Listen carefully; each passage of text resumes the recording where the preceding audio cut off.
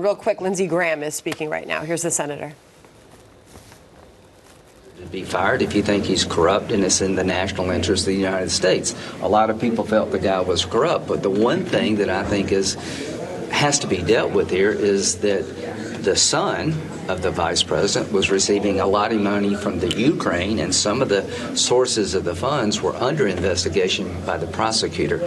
I don't know what the right answer is. I just hope somebody will look at it, and I don't mind the president bringing up the idea maybe the guy was fired because of a conflict of interest. But how was it not inappropriate that the president asked the president of another country to look into a political rival who's running for election, possibly against him if he wins the primary next year? I don't know what you looked at. I think it's very appropriate for the president of the United States to suggest that you got a corruption problem, and this prosecutor that was fired, maybe it was because he was corrupt, or maybe because he was looking at something close to America here. The vice president's son was receiving money from the Ukraine, was on a board of a company that was the subject of investigation.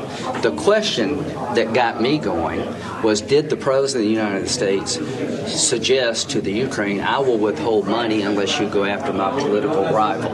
The answer is absolutely not. That's why I wanted the phone call to be released. I wanted Mueller to do his job, and he was able to do his job. The phone call is released. Now I want to know from the whistleblower, who told you about the phone call if you were not on it yourself?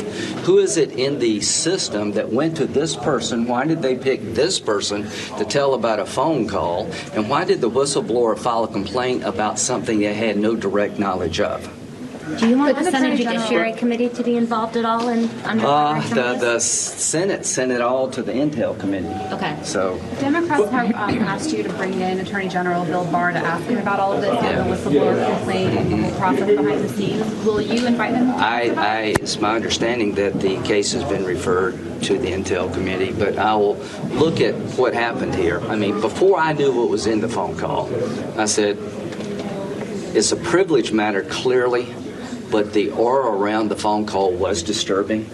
Did the President of the United States take money that was going to the Ukraine and threaten to withhold it if he did not get help in his re-election? The answer is no. Did Joe Biden threaten to withhold money if you don't fire somebody in the Ukraine? Yes. Maybe there's a good reason to do that, but here's the elephant in the room. The person you asked to be fired was investigating companies that your son was part of. Now, somebody needs to look at that. I don't care to look at it. Somebody outside of politics. From my point of view, Joe Biden's an honorable, decent guy, but there's an obvious conflict here. And it's okay to talk about an obvious conflict. But many Western allies and people like International Monetary Fund also wanted a prosecutor removed. Did any of them have a family member working in the Ukraine?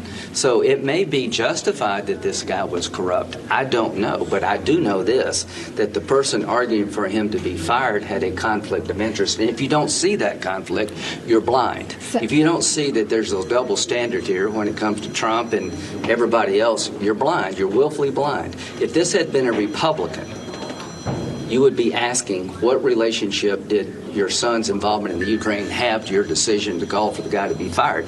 Did the New York Times tip off the vice president there's an investigation that involves companies that your son may be part of? I'm not accusing them of anything, but there is plenty of conflict here that somebody should look at.